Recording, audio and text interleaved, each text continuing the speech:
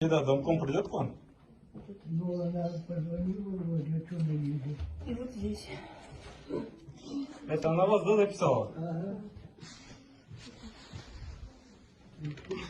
А это что? Да, это вот за 2 бюллетеня вы один, а второй опустили, вот это за них. Все. Ну, а что, она не идет, что ли? Нет, это она вас, да, попросила за МГ проголосовать? Сама хотела, сейчас зайдет и... Нет, это она вас же попросила за МГ проголосовать или нет? Да, А как зовут домком? Марья Михайловна Курбанбетова. Понятно.